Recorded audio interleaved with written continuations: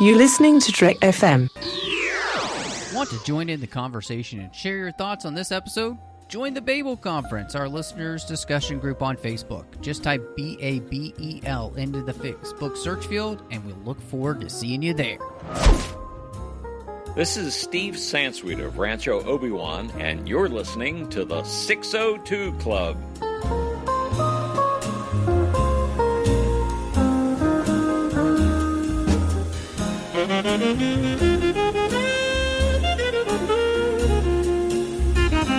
Welcome to TFM's local watering hole, and I am just one of the hosts here, Matthew Rushing, and with me, as she is pretty much every single week, the one, the only, Christy Morris. Christy, how are you doing today? Good. How are you doing?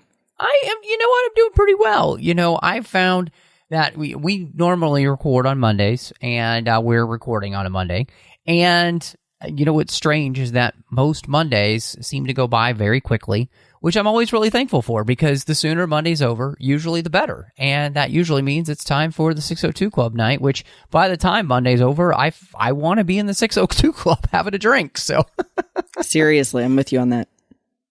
And back with us, because we are going to be continuing the Rambo series with the penultimate film in the series, just called Rambo, and the man who could be by Rambo's side, John Mills. I'm not saying that I'm philosophically aligned with Rambo, but I'm also not saying that.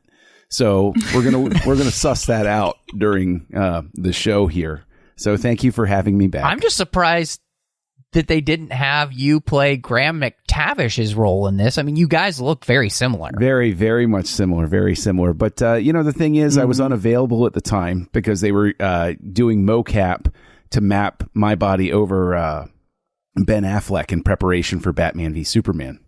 Because I did my workout routine, and they mocapped it so that they could put his face over it. So of course. I'm highly in demand that way. Yeah. Nice. Man, stars all over the place want to have your body. But anyway, before we go down that road too far, you can find us wherever you get your podcasts. If you happen to be on Apple Podcasts, please, give us a star rating review. Help people find the show. It really does help the show continue to grow. It's been a while since we've got a review. We read those reviews here out on the show, but honestly, we're wherever you get your podcast, so you can just subscribe and you make sure that you get the show as soon as it drops. You can also find us on Twitter at the 602 Club, and we on Instagram at the 602 Club TFM. So please follow us on both places. We love interacting with you there. You can also find us on Facebook at facebook.com/TrekFM. We've got the Listeners Only Discussion Group, the Babel Conference there. You can join and talk to listeners from all over the world. We'd love to have that happen, and we love talking about the shows that we do with everyone. And then, of course, you can find Trek.fm, which you can go to the contact section. If you want to send us an email, you can do that as well. And a huge thank you. We've got our associate producers through Patreon, Ken Tripp, Davis Grayson, Ryan Millett, and Daniel Noah. So appreciate these guys supporting the network and the show each and every week and making sure that everything we do here comes to you. And if you want to make sure that all of this comes to you ad-free every week, make sure you go over to patreon.com/TrekFM and see how you can be part of our team. Every little bit helps. And again, that is patreon.com/TrekFM. So, guys, this one has a very interesting behind the scenes, because it's quite a while for Rambo 3 till we get to Rambo, which makes a lot of sense after what we saw with Rambo 3, that it would take a while. And one of the big things is that the Rambo franchise was actually sold to Miramax in 1997. And then the rights were sold to New Image and Millennium Films in 2005, who greenlit this film before the release of Rocky Balboa. So they were banking on bringing him back and Rambo back, which I thought was really, really interesting. But even before, the last quote-unquote Rocky film was going to come out as well. So in many ways, it does almost seem like that Sylvester Stallone was kind of interested in kind of bringing his two massive franchises kind of to a close here. And so I'm interested for you, John, obviously being the big Rambo fan, you're a big Rocky fan as well. Even though after Rocky 5, I'm not sure how anybody could be a Rocky fan. And so what were you feeling at this point when you did you start to hear the rumors, the fact that we were going to be bringing Rambo back? And how did you feel, especially since, legitimately, Rambo 3 was what, in 89? No, it was before 89. Was it? Was it? Yeah. We should know off the top of our heads. But I can't remember off the top of my head. But it was late 80s. It was a legitimate long time. Mm-hmm. Yeah, it was a very long time. I remember the first thing I read was like a rumor that Stallone was shopping around the idea, and I was highly skeptical. I said, yeah, sure. He's shopping around the idea, whatever. But what's interesting is I did eventually get quasi excited for it. It was really harder, just to draw the comparison, because you mentioned Rocky Balboa, right? I was way more excited for Rocky Balboa because that was, I could clearly see that as a long awaited apology for Rocky 5. Like, I was ready to forgive him by that point.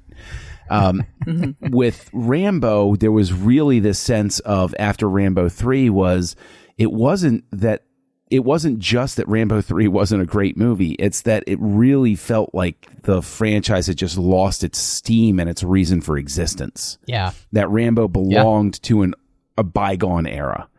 And so I wasn't particularly excited for Rambo, but I was excited enough to pay attention. Now, the thing is, by the time it comes out, I'm at a different stage in my life, and we're looking at starting a family and everything like that. So Rambo wasn't quite enough to get me into the theater to go see it.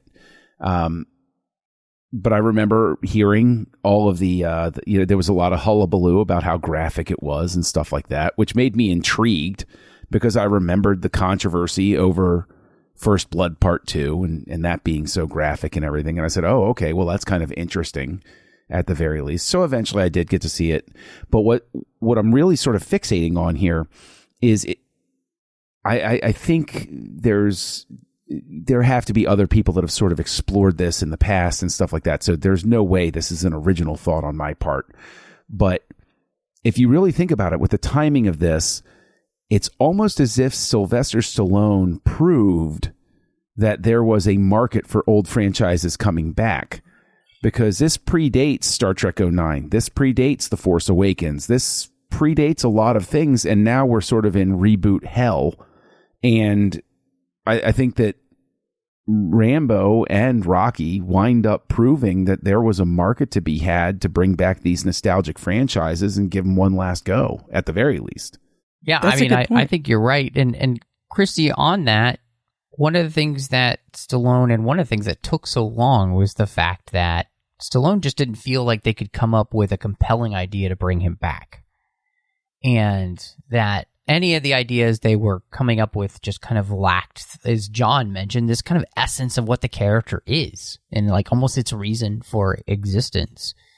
And so as you kind of look at where the story ends up going, do you feel like in some ways that this movie does legitimize the fact that they bring Rambo back and put out another movie after 20 years? I mean, I looked it up, John. It was 1988. So it's literally 20 years later that you bring out another Rambo film. So how do you feel about that, Chris? Do you feel like we found a story that kind of made more sense for this character to kind of return with? Yeah, I do. And the reason why is that, I know that we mentioned it felt originally like it was trying to go back to a bygone era, and then maybe it just needed to stay that way.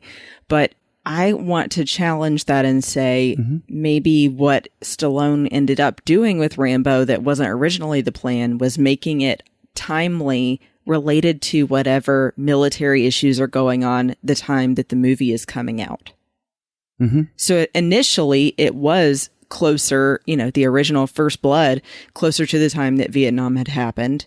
And then, 2 and 3 kind of in the midst of some other conflict that was similar to what was going on in the movie. So I think then coming out with Rambo and having it revolve in particular around the situation with Burma it ends up being perfect timeliness to cause a commentary on a serious problem. Mm-hmm. No, absolutely. Absolutely. Good point. Yep.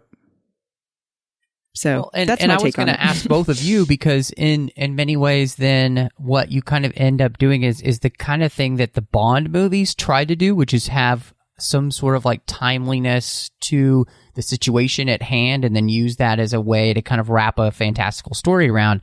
Whereas this, I like your idea, Christy, that when Rambo's at his best, he's telling a very grounded, gritty, real story and bringing light to something that you might not necessarily see, right? Like the plight of, men coming back from Vietnam, the plight of people being left over in Vietnam, as ridiculous as it is, the plight of what's going on in Afghanistan. Now, I think we can all agree, unfortunately, Rambo 3, the deft with which that is handled is not so great.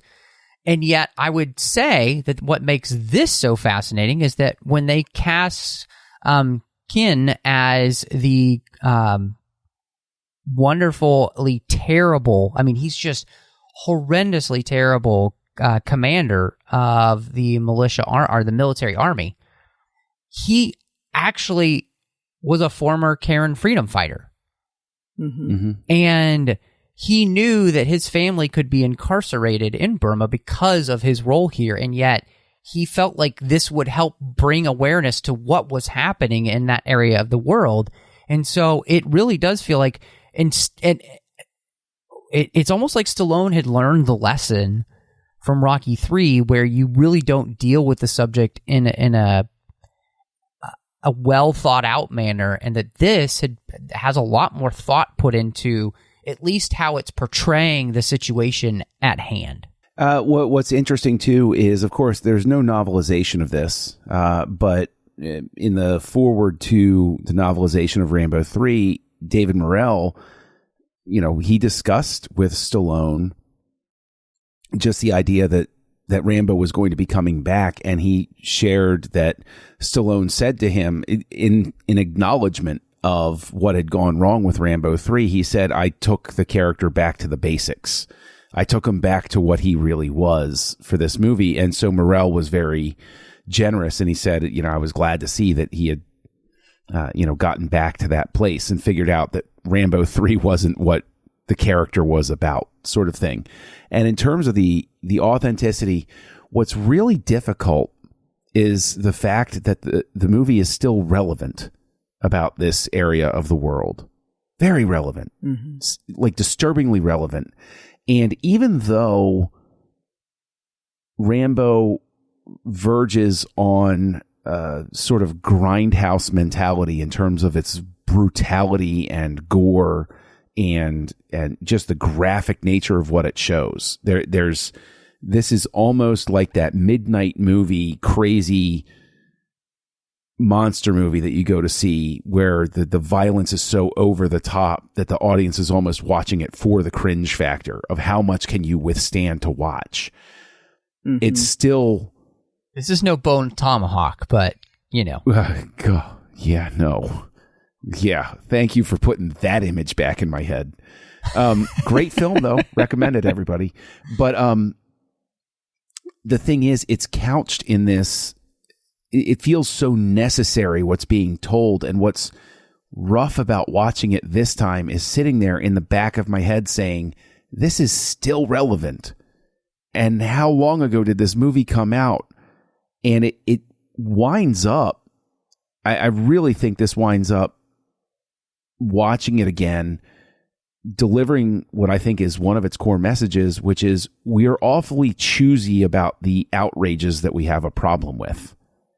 And Rambo is, I think, so justifiably cynical about things, because when they come to him for help and he says, you're not going to change anything.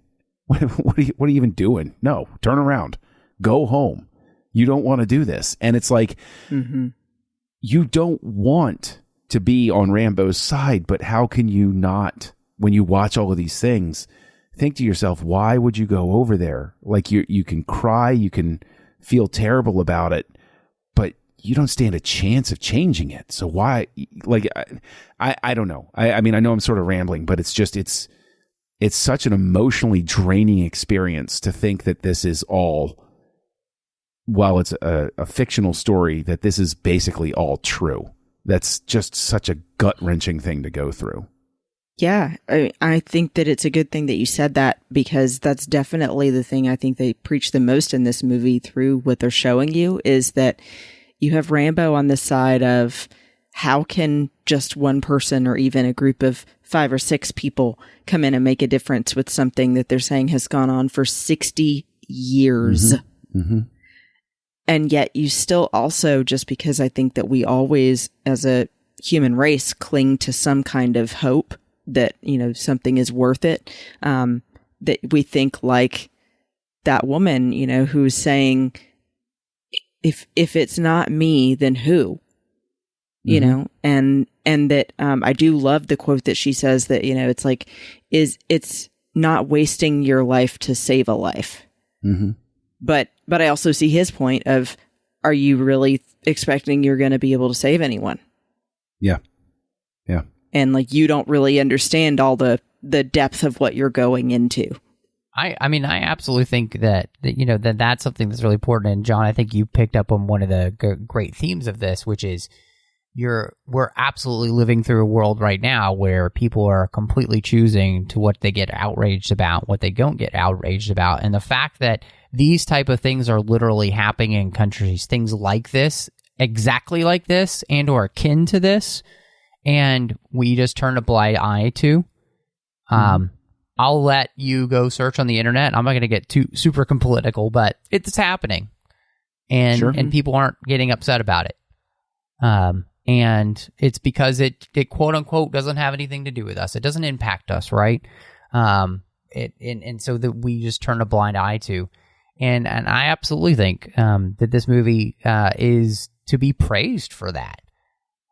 You know, and I think maybe it's a good idea to maybe at this point to talk a little bit about the violence, because I think it kind of fits in with what we're talking about. I think, to me, the violence is legitimized because this is the type of terrible thing that's happening across the world, and we don't see the repercussions of it.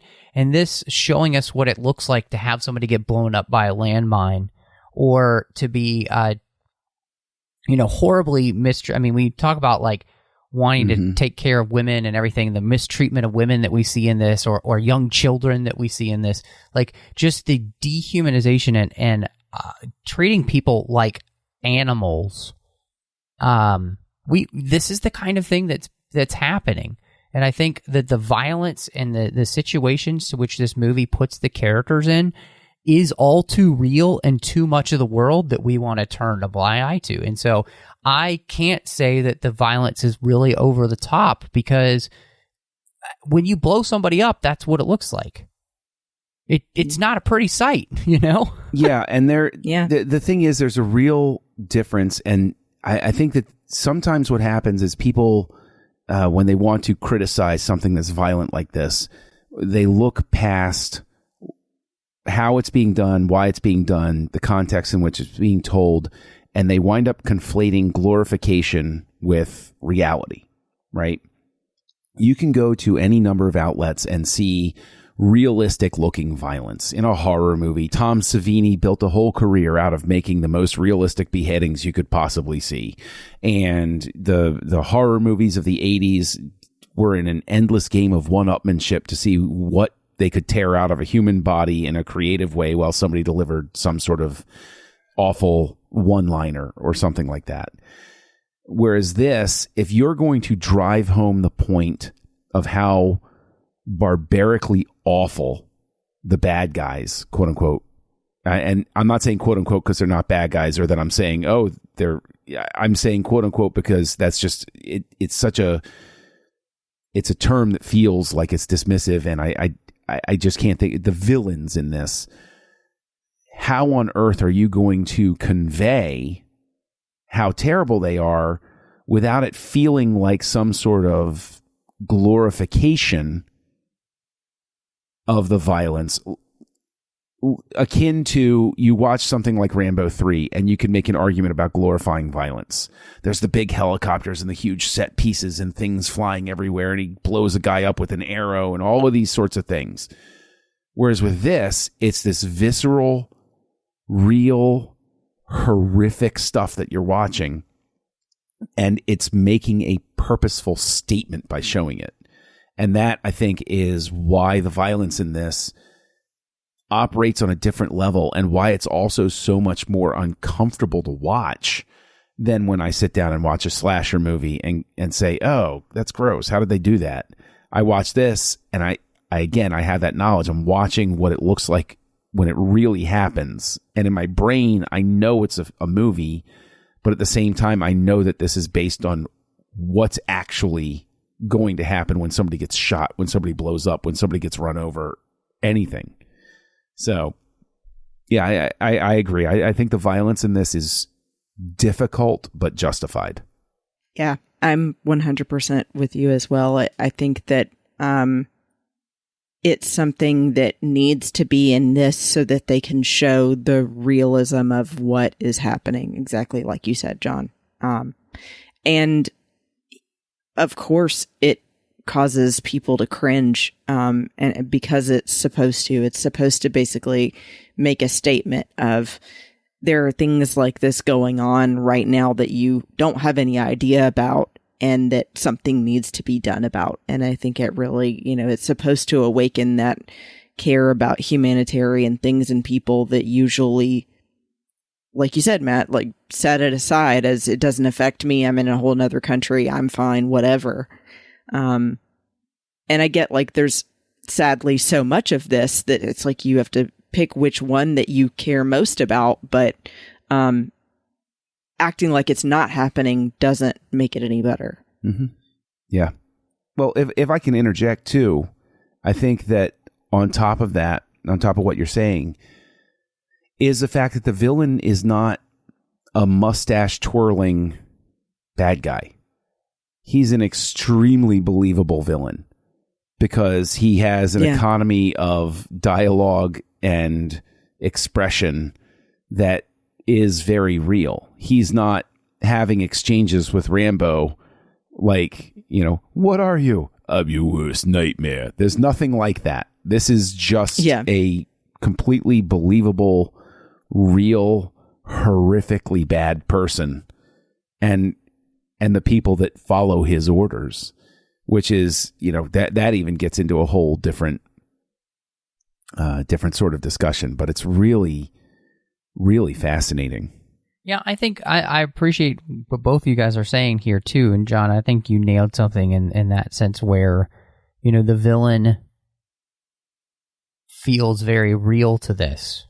The type of person who does these type of things. And we know that to be the case, like historically and now, like that these are these type of people who they believe themselves to be able to get away with this because nobody's going to stop them. And that's one of the things that I think, we touched on a little bit earlier, but it makes Rambo's journey very interesting here because I think 3 gets used here to the best of its ability in the sense that we kind of, does Rambo accept who he is, which is somebody who is good at killing people, and hunting people down that have done wrong, and using that to save somebody, and does his life look like, does he live for nothing or does he die for something? Or does he just live for nothing and just say F the world? Like he tells, Sarah at the beginning. And I think that is a really interesting thing, which is Rambo has lived in an entire life where he's known nothing but war and violence and bloodshed for so long, he can see no hope that any of this will make a difference in the end. So why care? Other than just try to live your life and just make it through, till you die. And I do really kind of love that it is Sarah challenging him with saying, trying to save a life isn't wasting your life, is it?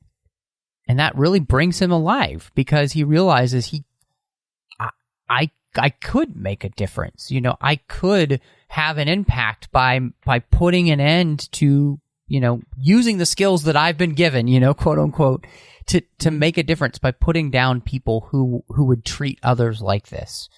And I think that is fascinating because, you know, it really does deal with that classic theme. And I think what we were talking about earlier with the kind of even political ramifications this movie still has, which are we going to turn a blind eye and do nothing, or are we going to recognize that things are happening and actually do something? Yeah, I think that it's also useful that they demonstrate very clearly that Rambo is still suffering the PTSD, the shell shock of everything that he's been through. That dream sequence is very well done because it's presented as that torturous nightmare, but it still gives us those moments that we recognize of Troutman talking to him and his younger days.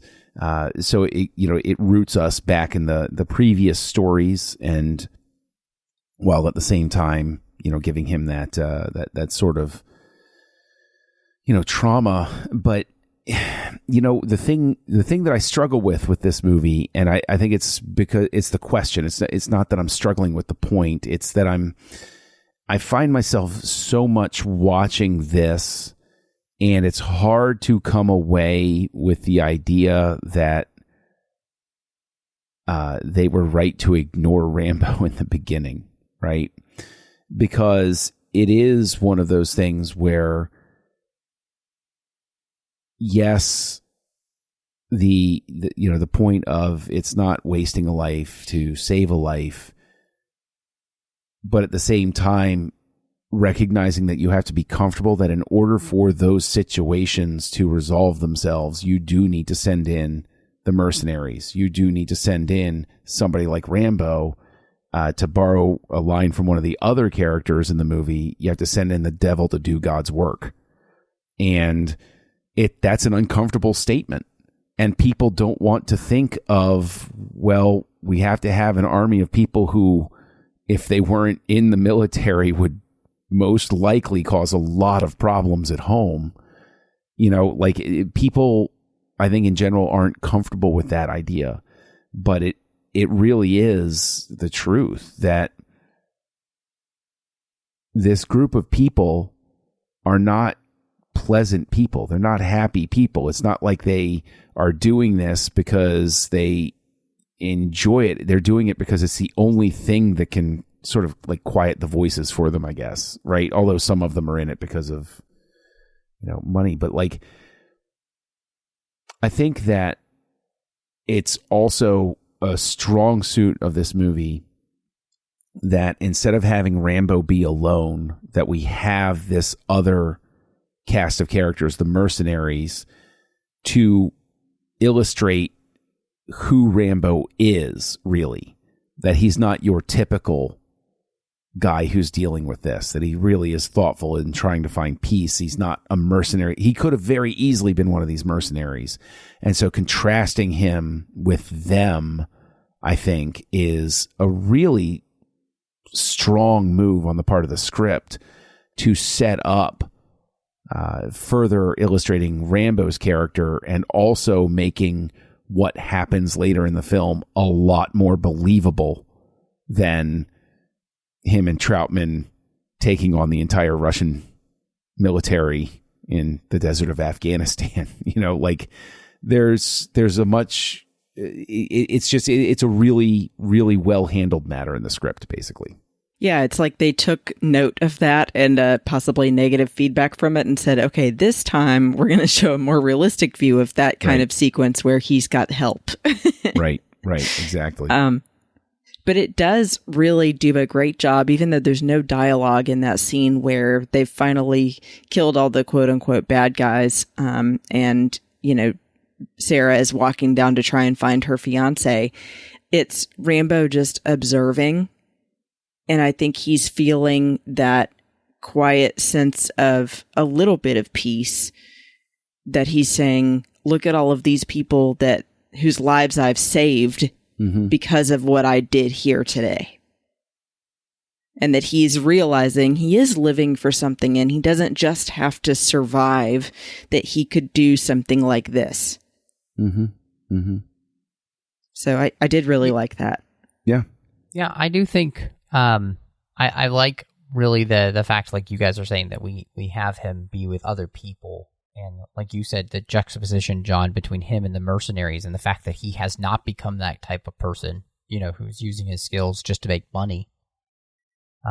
He really truly is that guy who's trying to live his life away from all this. He is kind of trying to find some kind of peace in his life, you know, and he is unable to, because like you said, they do a great job on it. The best montage sequences in any of the, you know, movies that Stallone has done, where you have this character who is truly plagued by the life that he has been a part of, you know, and then I think it does give him a sense of, and there is a sense of righteousness when he comes out to save Sarah, when he comes out to save the rest of them, right? Because he is doing it for the one person who decided to treat him like a human being for the first time in a long time, and to see that he could do something about it, right? And he knows he has the ability to do something about it, and therefore he is not going to turn his back on that now. And I think that kind of plays in the entire theme of the movie, is like, will we just continue to turn our backs on things that we see and we know that we have the power to make a change for, or will we actually do something? And what makes it interesting, John, like you said, where you got this character, right, who is joined by these other characters, and it almost feels like this is the original Bad Batch. Yeah, original Bad Batch or Wild Bunch, or you know, it's it really is something where I think that the simplicity of the movie is deceptive, because it's really easy to come at this and just sort of brush it aside and say, oh, well, this is just a very basic sort of movie. But it really is examining a lot of things very, very deftly, very subtly. And one of the things I think is really interesting as well, because, you know, we were talking about, you know, starting the reboot trend and, you know, or being part of the first wave of it, at least. With this movie, we've made reference to Rambo 3. It's interesting that this is one of those sequels where basically the one beforehand doesn't really need to exist if you didn't like it. You know, they do a very good job, I think, of wiping it clean. And just, you could literally pick up from the end of First Blood Part 2, him walking off into the jungle, and jump to this, and this basically becomes Rambo 3. And I think that's a really, really deft thing, especially because I think it works as such an interesting it's not a, you know, that one is all about going in for the POWs, which is a forgotten thing in the jungle. And then this is about going in for innocent people who are caught in the crossfire sort of thing. But it really is as if this is a modernized take on First Blood Part 2. And what I find interesting while we're talking about the mercenary band that's with him is, in First Blood Part 2, the two mercenaries essentially that he runs across are gigantic D-bags, and their arms, they're taking the orders of a horrible bureaucrat and all of those sorts of things. And it would have been so easy to go down that road with these mercenaries. And instead, they wind up being decent guys. Not nice guys, but they're decent enough people that they might be doing a mercenary's job, but you don't get the sense that they would allow the Burmese military to hire them out to go do something. They're still going to do things that are quasi-virtuous, that just, governments don't want to get involved in. So I think the movie really should be applauded for the fact that we have all of those sorts of things carrying over. And instead of having the very, very anticipated trope of, the lead, the main mercenary guy, the British guy, the former SAS. Oh, he winds up betraying Rambo and they take the boat and they're gone, sort of. But instead it turns into just, everybody is just doing the best job that they can. And so nobody winds up, turning heel in the course of the movie. Yeah, I like that you made that point as well, John, because I think that you definitely need to see how they're showing that these guys, they do have some kind of moral code, even though they are mercenaries. Mm-hmm. That, you see that when they're in the camp trying to rescue the people, A, they were willing to put their own lives at risk and go in to do this in the first place. B, that they're trying to get out women and, other people aside from the, missionaries they went in to get. And that then, a couple of them decide that they're going to go ahead and follow the leader's orders to leave without Rambo and the other sniper and Sarah. And the sniper stays. Mm-hmm. And ends up being essential to getting Rambo and Sarah out. And I like that he and Rambo have that moment of, why did you stay? Why did you? Mm-hmm. It's saying something about each of them that they have in common that's, a virtue. Mm-hmm. Mm-hmm. Yeah, I end up liking that as well. Obviously these are hard men that, they do a dirty job for a living, and you have Graham McTavish's Lewis talking about, you send the devil in to do God's work, right? And so they realize, exactly what they do, but they seem to pick jobs that are legitimate in the sense of, like, they're not just killing anyone, Mm-hmm. This job they've been hired to do is to save a group of missionaries from an evil warlord. So, I think there's something really interesting in that. I also just think, thinking on who they're going to save, it is interesting to me that what we see is the only people who do care about these people are missionaries, who are going in to give medical care. They're going to do what they can to make these people's lives better, and I think that's something that people don't see, but happens again. This is something that happens all over the world every single day, mm-hmm. that people like that are working to take care of those who can't take care of themselves in that way all over the world. And I think there's something, it's an interesting thing. It's a strange juxtaposition then between the mercenaries and the missionaries, mm-hmm. And the reasons that they're doing things, and yet they're doing good things, but for completely different reasons, Well, I think it's also interesting because you have these different sets of loyalties, right? Rambo at the beginning of the film has loyalty only to himself.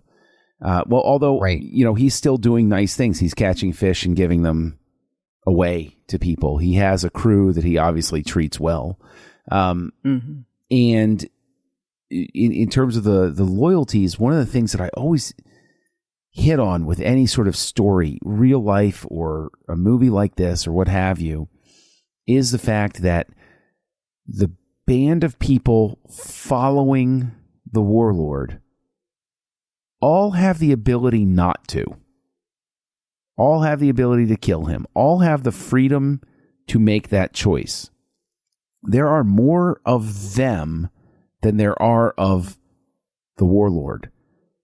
And trying to examine why anybody stays loyal to a madman is one of those fascinating things throughout history of, my father was always a fan of saying you don't need 100% of the population to support a madman. You just need 10%, and they just need to be brutal about it. And it's like, that's sort of on display here because they're taking children and turning them into soldiers.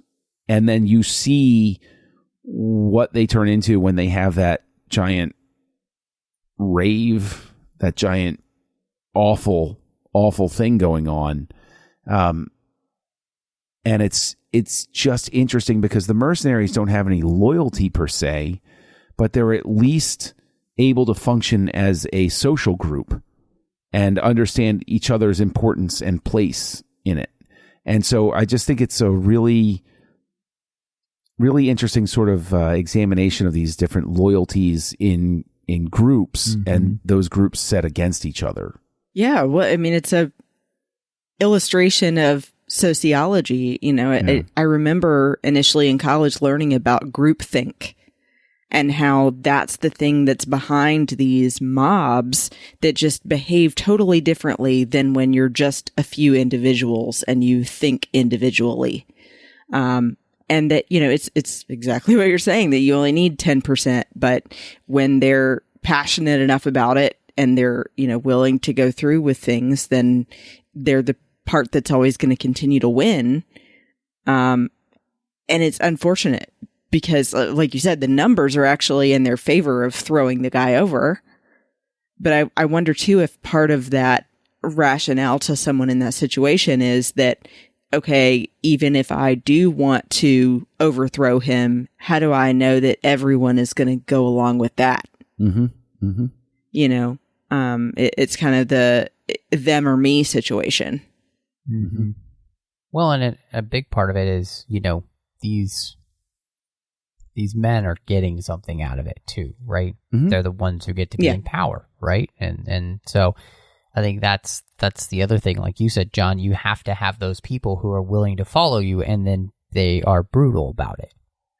And they have that same mentality. You know, you released the Kraken in them that completely dominates their destiny. You know, it's like what Yoda says about the dark side, right?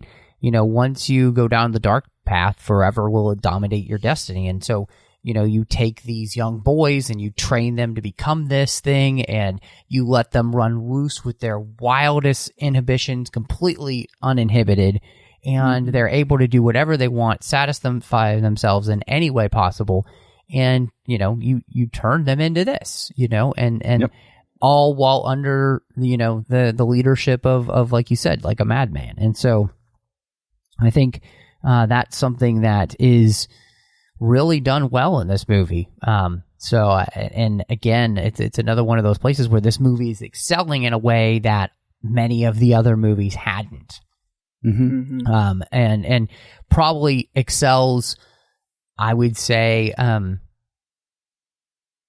as good as the first one in some ways. You know, like this may be thematically one of the best Rambo movies since the first one, just because we're really dealing with some serious issues here in a very straight-laced way. You know, we're not trying to make it just bigger and more ridiculous for the heck of it. You know, I think this movie, for all of its violence, is trying to show just what is.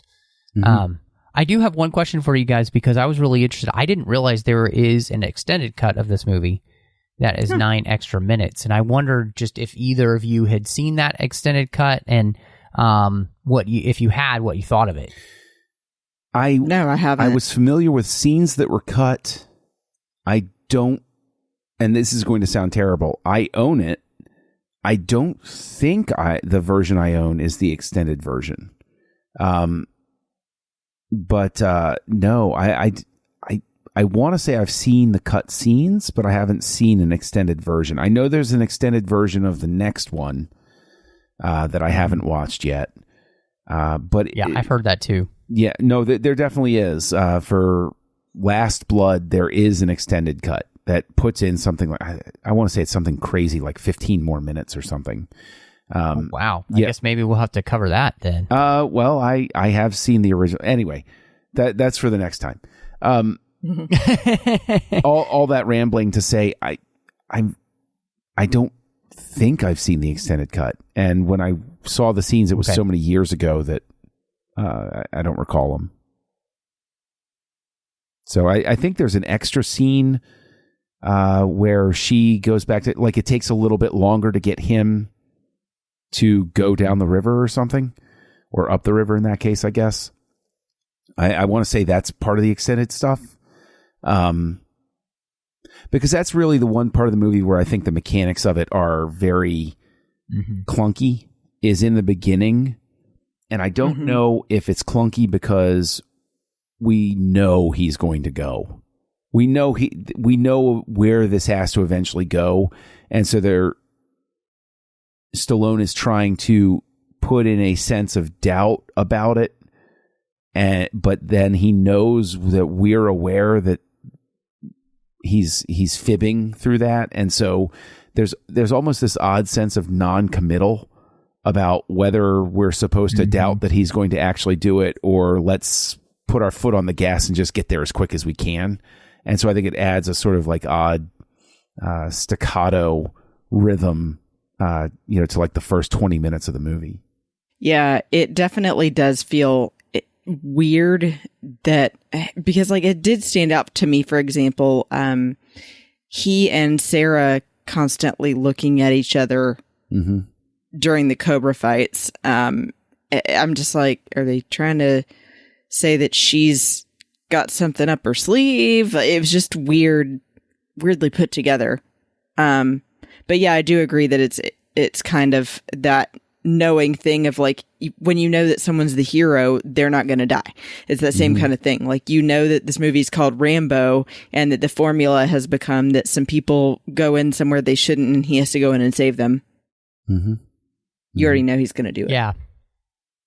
Yeah, from what I was reading is the extended cut kind of just adds more of those scenes. They kind of prolong some of those scenes for them together, kind of give a little bit more of what you were talking about, John, where, you kind of trying to give more motivation to Rambo and the relationship between him and Sarah, and kind of like, they also try to do, it said, kind of try and make, her fiance come off a little less grumpy, maybe in a slightly better light too, with the deleted scenes that they had as well.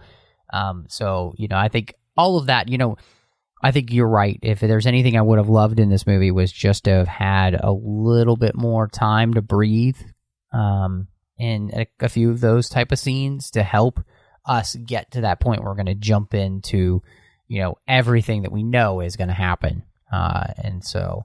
Sorry, I just had a question too. Did either of you notice that Michael was supposed to be Sarah's fiance? Because I didn't know until I was reading on Wikipedia. Yeah, same here. I just thought they were married, honestly. I picked up they were all just on a trip together. Yeah, I picked up that they were at least in a relationship, and he was getting maybe a little jealous of Rambo because she was making an effort to engage Rambo, but I didn't get specifically fiance the first time I watched it, and then somewhere along the way, either somebody says the word like in an offhand way. I think at the end she says she calls him her fiance. I think there's like, but it's just a passing reference or something.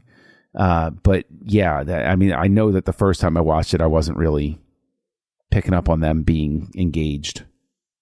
Yeah, I just think they could have shown it by them holding hands and showing they're wearing rings, something like that, at least. Well, I thought what a nice touch actually was the fact that their clothes were so nice compared to everybody else's.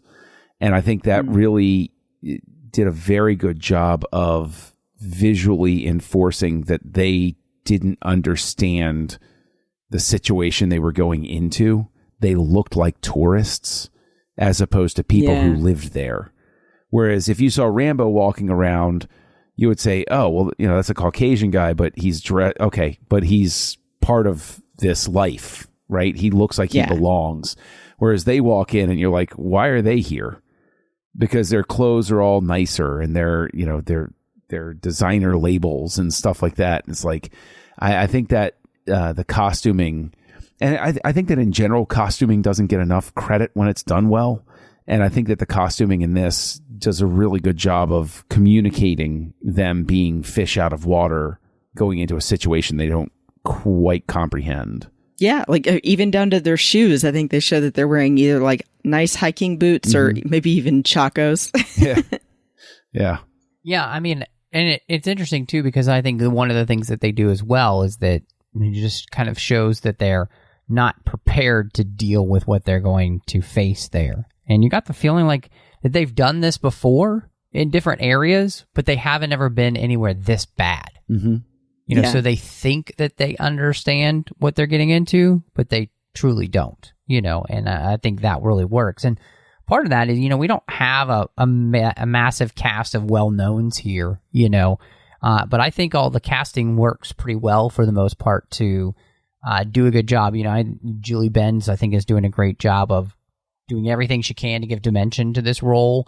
And then everybody else from, you know, the rest of the missionaries to our mercenaries, you know, Graham McTavish's Lewis is the only one who kind of really super stands out because he speaks the most.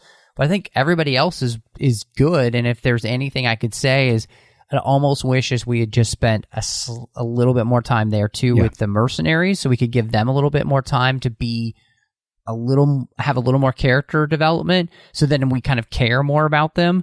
But even though we don't spend a ton of time with them, you know, when some of them die, I'm like, oh, I kind of like that dude, even for just the way the actor portrayed just a few lines.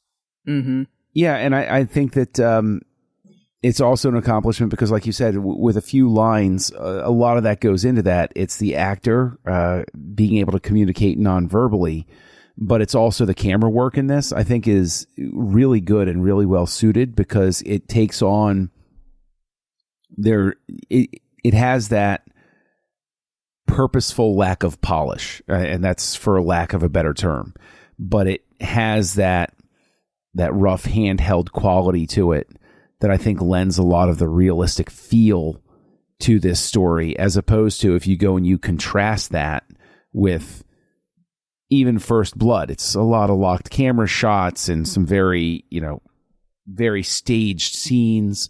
And then First Blood Part 2 has, you know, I mean, it's a very produced look, whereas this has a much more rough, you know, in the mix of things look. And so the editing then comes into play to show reactions at the right time and give guys that face time so that you can see them roll their eyes or go to, you know, or nod off and be like, I don't want to listen to this. And, or even the way the camera plays when Rambo is staring at Lewis's character and they have that nonverbal standoff it's positioned in such a way and cut in such a way that it has that very loose handheld feel to it. And I think Stallone deserves a lot of credit for recognizing that times have changed and he's not trying to make an 80s action movie with this. He's recognizing I have to make a movie that speaks the current visual language for people to plug into it. Otherwise it is going to feel like a relic. And so I think that shows a lot of wisdom as a director to put those pieces in play so that everything works the way it needs to. 100%. Yeah. I think that so much of this movie is purely visual. And I mean, you know, like we were saying at the end when Stallone is looking out across, you know, all of the people who are still alive because of what he was able to do. And showing even, you know, that Sarah is running through the village as these bombs are going off and mines are exploding and the army is coming and coming. She's realizing what they've gotten into. And then I was going to add as well, I think that another big piece that we didn't talk about yet was her fiance, Michael, the juxtaposition of him going into it and then him at the end, where he originally said, I'm going to have to report this because killing someone is never okay. And then he gets to a point where he has to kill someone. Right. Right. And it's saying, like, you had no idea. Like, you may feel that way now, but it might be different when you have someone coming after your life. Yep. Absolutely. Excellent point. Absolutely. Yeah, I think I really appreciate you bringing that up, Christy, because it was something that I was thinking about in the film as to how there is a certain type of evil that can only be responded to by killing it. Mm-hmm. You know, there isn't a way to rationalize with it. There isn't a way to talk with somebody about it, talk them out of it. Like, it has to be confronted this way, you know? And I think, you know, one of the things that this movie does a great job of, we talked about before, is that it makes that point by showing us the atrocities that are happening. In the same way that, you know, we, at the end of World War II, saw atrocities that were happening. Yeah. You know, I think the way that we see when things come to light, like the genocide in Rwanda, you know, when those atrocities came to light, I think this is important for us to be able to understand the reality of the type of evil that we're talking about. And this does a great job of actually letting us visualize it in a very disturbing way. Well, I think also in a very cathartic way, because you watch these atrocities happen and then you see the villains, the soldiers that are responsible for it, getting their comeuppance at the end. And it's cathartic because that's how you want it to work. And then you realize the nobility, the extreme. I mean, it's very, very difficult to sort of wrap your head around the idea that there are people who commit atrocities like this, and then the effort is made to bring them to trial because it's more important to have that due process than the rush to judgment, no matter what. But there is that very real, very human part of us. Would we have wanted to see the madman go on trial in this, at the end of this movie? Would we have wanted to see him taken away in zip ties and then he goes off to trial where they'll send him to prison for 25 years to ponder what he's done, sort of thing? Or do you look at it and you say, there's no other way to deal with this person. You got to wipe him out. There's no hope for him. And that, I think, is the real tension that also plays there between the missionaries and Rambo. Is Rambo knows at the beginning, the only way to end this is to end this. Whereas the missionaries are still going in, if I go and I put some kindness into the world, then even the black-hearted will be able to see that kindness and I will redeem it. And Rambo's the one standing there saying, no, that's not the way it works. And it's, in a sense, it's an odd feeling at the end of the movie because you're so accustomed to the point being that the missionaries were right, that you had to put down the weapon and there was no other way. Whereas this entire work is about, no, this is the only way. The missionaries, and this is a juxtaposition of what we're used to seeing. The missionaries come to the realization of, okay, I guess sometimes you got to blow people up to get the job done. Like, think about that. Like, that is such a complete flip. And then it flips again because they have unintentionally set Rambo down a path where he's going to go home to see if his dad's still alive down in Arizona, and he walks back home. Finally, he gets back home at the end of this. And so it's weird because it really resolves in a way that doesn't give anybody what they expect or want, while at the same time fulfilling what we think certain characters deserve. Like, I think it's such a weird, like, spaghetti of an ending where it's all mixed together and you're like, the strands are all just there. And it's like, you just have to take it all in. You can't sit there and pull it all apart one piece at a time. It's really, I think, a challenging movie at the end as a result. I like that a lot, that we end with the movie where, and it's one of those things where it makes it really interesting. The fact that this movie could have ended with never having another Rambo movie again, just because of it's so beautiful of him walking home, you know, and So I can't think of a more perfect way then to get to us talking about some ratings here then for, well, it's just called Rambo. So I have to say, as disturbing as it is, and we all talked about, I think that ultimately it has something to say that's important. And I will add too that it's something that has always spoken to me and is why I actually ended up working in nonprofit, because I started out as a volunteer helping organizations that do humanitarian aid. And, you know, I've always said if money was no object, I would be giving clean water to people in other countries, but that's a problem. And then also I am too vulnerable to sickness. I can't help anyone else like that.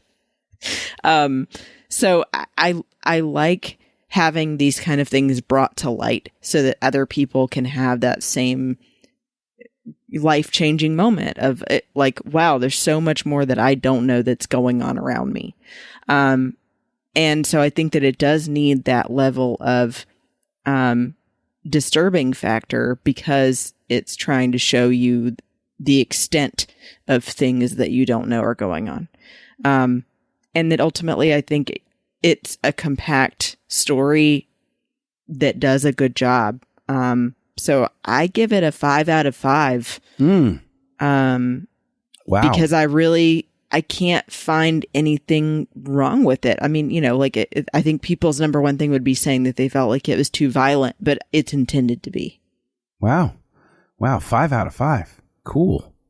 I don't wind up at a 5 because I'm Mr. Nitpicker about my process problems. It drives Matt up a wall. Anybody that's listened to us.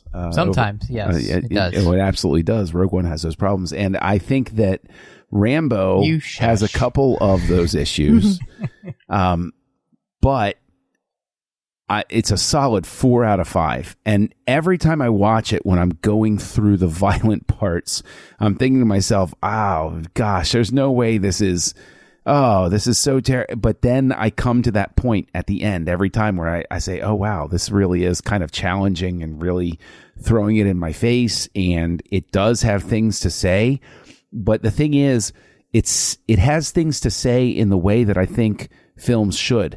It's not telling me what to think. It's throwing it out there and saying, well, what do you think? And so I think there's also an interesting aspect to this that I don't like. And I'm saying this, you know, sort of like for dramatic effect, but I don't like what this movie tells me about what I think about how certain things should be handled. And it's like, it's one of those things. So every time I've watched this, there's like a couple of days where I'm very deep in thought, thinking to myself, yeah, do I really think that? Do I want to admit that I think that? And so I think it's a challenging, good entry.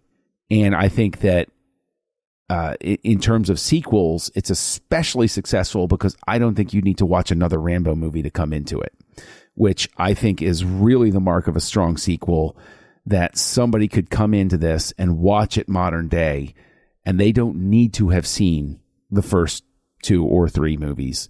They can just come in and get everything that's going on without the primer. And I think that is a truly successful sequel. So solid 4 out of 5 from me. It's so interesting that you said that, John, about, you know, not having to see a Rambo movie. This is the only one I had ever seen before coming into the series. And then I didn't like it at all. It didn't work for me. It didn't make sense to me. And I didn't respond at all to just the whole flow of it and just the feel of it and all the violence and everything. I just wasn't in a place to, I think, have any thought process like we've had here. And, you know, I would say this time is completely different. Obviously, having all the contextual history now of watching all of these films can make a big difference. You know, we had that discussion on Snyder Cuts, obviously, many times, John, where going through that process, you know, and you were open-minded, and I came into this one completely open-minded. Okay, what are you going to give me? And this movie, even through talking about it tonight, it went up a whole half star So I'm going to be at a 4 out of 5 as well, because I think that this is the best Rambo sequel. And I think I would say you don't need any more Rambo movies after this. So Last Blood is going to be fascinating to see because this is such a phenomenal end to the series. And it is interesting because this comes out at the same time that Rocky Balboa does, very close together. And Rocky Balboa also does a great job of wrapping up that saga for that character as well. Mm-hmm. And if you never saw that character again, you felt legitimized, with the journey. And here, this one leaves you feeling like the journey has come to a wonderful conclusion, and almost like the happiest conclusion you could get for this character, going home. Yeah. And so again, it'll be so fascinating to see what happens when we get to Last Blood, and because I haven't seen it and I have no idea really what the story is. All I know is remembering that the reviews came out for it and they weren't stellar. So I'm really looking forward to you seeing Last Blood, because I have seen Last Blood, and I think that you will very much come back to the comment, this would have been a perfect ending for the series. So we'll just leave it at that. I don't want to poison the well. Yeah. I haven't seen it yet either, so. Well, I know. It's an editorial you, where it's like anybody who hasn't seen it, I'm, especially at this point, going to be really curious to see. I will say this, going into it, as it's still available on Amazon Prime, to my knowledge, I would encourage you to make the extended cut your first watch, because I'm going to make that my second watch based on my first watch. So I'll just go ahead and leave it there. So good to know. Yeah. Good to know. So, well, it is that time for recommendations. And so, Christy, what do you want to recommend to everybody this week? So I'm actually going to go in a different direction. And it's funny because it's also considered violent content. But another kind of funny thing I've realized, and like we've talked about, the choices by my dad of things he let me watch way too young is hilarious. I'm going to recommend Mortal Kombat 1995. Yes. Yes. Because, oh my God, I played Mortal Kombat 3 after I went back and was looking through and trying to figure out what characters I remembered most. And this was my first real intro into like the female ninja like characters that I liked and wanted to be like. Like I was like, you mean I can whip people with my hair? Okay. It was great. So I loved playing the game, and I loved that movie, and the music still, when I hear that song, I'm like, yeah. So yeah, if you're looking for just some fun, violent content, Mortal Kombat 1995 is good. Brilliant recommendation. I saw that 2 times in the movie theater back in the 90s. Like, oh, nice. Yeah. It's got to be better than the new one. When this came out, though, I was 8. I know. I know I'm older than you are. I know that. No, I'm saying I saw that movie when I was 8. Yeah, okay. I can see that. That's fine. Nice. Everybody's got to learn how to deal with Goro at some point. My recommendation is, and the thing is, Mortal Kombat, that puts us in a happier sort of place than Rambo, and I'm going to continue that streak. I was talking about Amazon Prime a second ago. I highly recommend, you can either just watch Miami Connection on its own, but I do recommend watching it as the Riff Tracks live version. Miami Connection is a movie that was, it's an 80s low budget movie that has aspirations of being a martial arts movie. It's about a drug dealing ninja clan that comes to Orlando from Miami and living in the land of the mouse right now. It's very fun if you know your way around town, especially downtown Orlando, you can go, oh, that's where they filmed that. Oh, I've been there. Oh, that's where I went and had dinner the other day. Oh, that's the UCF campus, that sort of thing. It is a special, special experience. And it features a fictional band called Dragon Sound that has some of the most uniquely 80s music in history. So Miami Connection, either just watch the regular movie or go ahead and watch the Riff Tracks live version, because especially after watching Rambo, you need something to take you to a happy place where you can laugh for a minute. Nice. Yeah. Mm-hmm. So I'm actually going to recommend two things because I got to go to the theater recently, and a couple things. One, John and I are going to be talking about on Snyder Cuts coming up. I got a chance to go see it in the theater, Army of the Dead, which it was great just to be back in the theater and to see a Zack Snyder movie in the theater was really cool. And if it's playing in theaters for like 1 week, so if you get a chance to see it, worth seeing in the theater. It was an excellent experience in that sense. I'm not going to give away my thoughts of the movie. But we'll be covering on Snyder Cuts coming out in a couple weeks, as it's then going to drop on Netflix. And so, and then I also went and saw a movie that you could see in the theater or you can see on HBO Max. But I saw Those Who Wish Me Dead with Angelina Jolie, and John Barenthal's in that movie too, which I enjoyed that as well. And so some great things that you can either see in the theater or you can see on streaming. And so I'd recommend seeing both of those. But John, it's always great to have you back. And we're going to continue to pay you to come back because you'll be back for the next few weeks. We're going to go back to Batman. We're going to cover some Thrawn. So if anybody wants to catch up with you and see what else you've got going on, where can they find you? Well, the trick is they're not actually paying me. They lock the door and I can't get out. You can find me as Kessel Junkie, sending out cries for help on your social network of choice.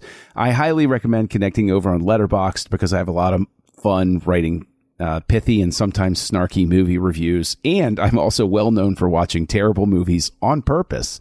So go ahead and find me on Letterboxd. You can also find me over on the Nerd Party Network, regularly hosting a show called House Lights, where we look at the work of directors from beginning to finish. We go through directors like Fincher and Cameron and Anderson and all of the fun works to go through from them. And you can find me on another show called Aggressive Negotiations, which is a Star Wars podcast, which is co-hosted by Matthew Rushing, where we have a lot of fun. And as we're recording this, we recently posed ourselves the question, if we were going to reboot and make a sequel to the Ewok adventures from the 1980s, what would that movie look like? So, go on over and check that out. So, but Christy, where can people find you? Well, you can find me on Instagram and Twitter at BestBenBell. And then, of course, sometimes in the Babel Conference on Facebook. And aside from 602 Club, I do another show called Sabers and Spells on the Skywalking Through Neverland Network, where I cover different topics that I don't usually get to cover with my friends Amanda and Teresa. So, for example, we are about to dive into how we got into our Marvel fandom in the first place. And have some fun things to reveal about our, childhood and then recent stuff. We've talked about doing Neverending Story, all kinds of interesting things. I've never seen Pan's Labyrinth was brought to my attention, so might need to talk about that. So I hope you'll check that out. Nice. Well, you could find me here all over the network, of course. I'm also doing Literary Treks and The Orb with Chris Jones, talking about Star Trek Deep Space Nine on The Orb, and Literary Treks is about the books and the comics of Star Trek, all over social media under the name Matt Rushing 02. You can find me. And on the Nerd Party, finished Owl Post with Drea Kaufman, where we talked about Harry Potter each and every week, one chapter at a time. So check that out. But thank you so much for joining us. And y'all come back now, you hear?